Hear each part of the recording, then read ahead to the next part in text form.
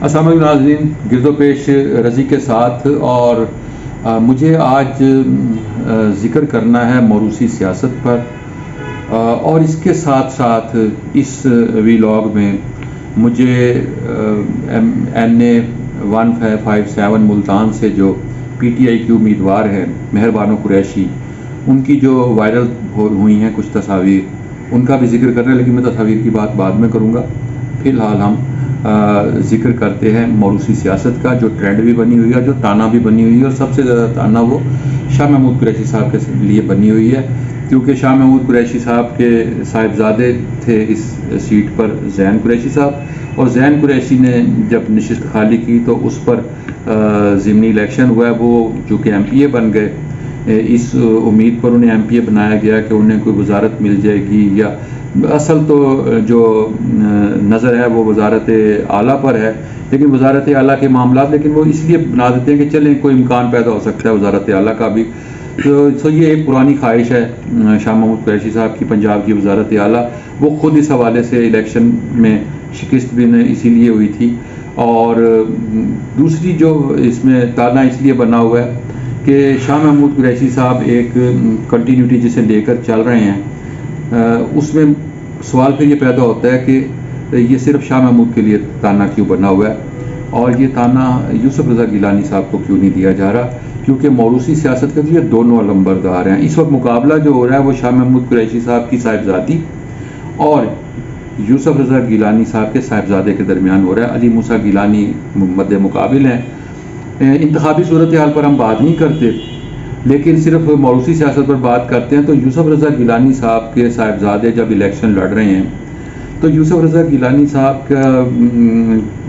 بھی نسل در نسل ہم دیکھیں تو وہ الیکشن میں موجود ہیں۔ اب دونوں کے درمیان ایک مماثلت بھی ہے۔ شاہ محمود قریشی کا تعلق ایک گدی کے ساتھ ہے، وہ خود مخدوم ہیں۔ یوسف رضا گیلانی خود تو مخدوم نہیں ہیں، لیکن ان کا تعلق بھی مخدوم وجاہت حسین گیلانی، تنویر گیلانی، ان سب کے ساتھ ان کا بھی ایک تعلق ہے، ان کی فیملی کے لوگ ہیں، اور دربار موسیٰ پاک کے ساتھ ان سب کا تعلق ہے۔ ایک تو یہ درباروں کی سیاست ہو گئی، مریدوں کی سیاست ہو گئی، پیروں فقیروں کی سیاست ہو گئی، اور اس سیاست میں جو کہ یہ جس خطے سے تعلق رکھتے ہیں، یہاں ضعیف الاعتقادی بہت زیادہ ہے، یہاں لوگ توہمات کا بہت شکار ہوتے ہیں، یہاں تعویذ دھاگے بہت کیے جاتے ہیں۔ یہ دونوں جو ہیں، ان کی گدیاں جو ہیں وہ اس حوالے سے بھی بہت اہم ہیں، اور پھر یہ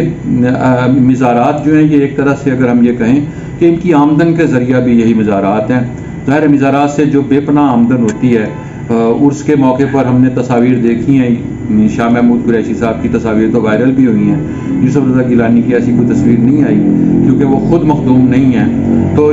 لیکن مزارات سے ان دونوں کا تعلق ہے۔ یہ ایک آمدن کا ذریعہ بھی ہے، اور اس میں بے پناہ آمدن بھی ہے۔ اس کے بعد جب ہم ان دونوں کی سیاست پر نظر ڈالتے ہیں تو شاہ محمود قریشی صاحب جو ہیں، ان کے دادا مرید حسین قریشی، جو ہیں وہ قیام پاکستان سے قبل وہ یوسف رضا گیلانی کے بھائی کے مقابلے میں الیکشن ہار گئے تھے، اور اگر ہم یہ دیکھیں تو پھر یہ رائیولری جو ہے، یہ ان کے درمیان جو مخاصمت ہے، یہ قیام پاکستان سے پہلے کی چل رہی ہے، اور قیام پاکستان سے پہلے کی اس لڑائی جو ہے وہ اس زمانے میں قیام پاکستان سے قبل انتخابات ہوتے تھے، جس میں کچھ لوگ انگریز کے حمایت یافتہ ہوتے تھے، کچھ لوگ جو تھے وہ مسلم لیگ کے تھے۔ آل پاکستان مسلم لیگ بنی تھی ملتان میں، اور اس کے بانیوں میں سے گیلانی خاندان شامل تھا۔ یوسف رضا گیلانی کے آباء و اجداد جو تھے وہ مسلم لیگ کے بانیوں میں شمار ہوتے ہیں، کہ ملتان میں مسلم لیگ کی بنیاد جو ہے وہ انہوں نے ہی رکھی تھی۔ البتہ شاہ محمود قریشی صاحب جو ہیں، شاہ محمود قریشی اور ان کا خاندان جو ہے وہ ہمیشہ سے ہم نے یہ دیکھا کہ وہ انگریز کے ساتھ، پہلے ہم نے دیکھا کہ انگریز کے ساتھ ان کا ایک تعلق رہا، اور انہوں نے یہاں، بلکہ یہاں تک تواریخ کی کتابوں میں موجود ہے کہ انہوں نے یہاں کے جو حریت پسند تھے، یہاں کے جو آزادی کے متوالے تھے، ان کی نشاندہی کر کے انہیں قتل کروایا تھا، ان کی مخبری کی تھی، اور اس کے عوض انہیں انگریزوں سے جائیدادیں ملی تھیں، اور ان کے پاس جو زمینیں ہیں اور ان کے پاس جو کچھ بھی ہے وہ انگریزوں نے اس لیے دیا تھا۔ اور ان کے مزارات جب 1857 میں کے بعد جب مزارات ملتان پر قبضہ جب ہوا ہے، تو ملتان پر قبضے کے بعد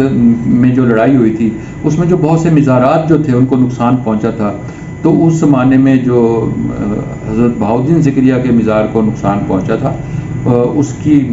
مرمت کے جو تھی وہ بھی اس وقت کے جو انگریز حکمران تھے انہوں نے کروائی تھی۔ سو یہ ایک بنیادی فرق آ جاتا ہے ان دونوں کے درمیان کہ ان کی سیاست کا انداز کیا ہے، شاہ محمود قریشی صاحب کی، اور تو یہ شاہ محمود قریشی کی سیاست کو پھر آپ اسٹیبلشمنٹ کی سیاست کہہ لیں، شاہ محمود قریشی کی سیاست کو آپ ابن الوقت ہونے کی سیاست کہہ لیں، اور وہ پھر اس کی ایک اور مثال بھی آپ کو دیتا ہوں کہ اب دونوں کی سیاسی کیریئر کو آپ دیکھ لیں۔ یوسف رضا گیلانی صاحب ضلع کونسل کے راستے وہ آئے تھے، اور ضلع کونسل کے الیکشن میں انہوں نے فخر امام صاحب کو شکست دی تھی، جس کے بعد فخر امام وزیر بلدیات کے تھے، اس وقت ضیاء الحق کا دور تھا، تو فخر امام جو تھے وہ وزیر بلدیات کے عہدے سے انہیں ریزائن کرنا پڑا تھا۔ پھر اگلا مرحلہ آیا 1984 کا جو مرحلہ آیا تھا، اس میں پھر ضیاء الحق کا ایک ریفرنڈم تھا۔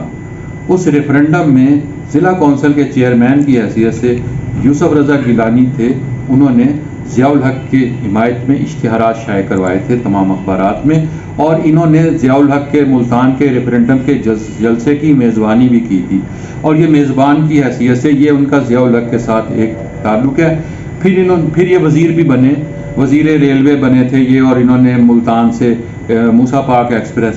جو تھی اس کا اجرا کیا تھا، یہ اسی زمانے کی باتیں ہیں۔ اس کے بعد پھر ایک طویل عرصہ جو ہے ان کا جو آتا ہے وہ ان کا پھر پیپلز پارٹی کے ساتھ وابستگی کا عرصہ آ جاتا ہے۔ یہ پاکستان پیپلز پارٹی میں جب شامل ہوئے ایک مرتبہ، پھر یہ پیپلز پارٹی کے ساتھ ہی رہے، اور انہوں نے کہیں ادھر ادھر جانے کی کوشش نہیں کی، اور یہ پیپلز پارٹی کے ساتھ انتہائی مستقل مزاجی کے ساتھ جڑے رہے۔ وائس چیئرمین کے عہدے پر اس وقت فائز ہیں، وزارت عظمیٰ بھی ان کے حصے میں آئی،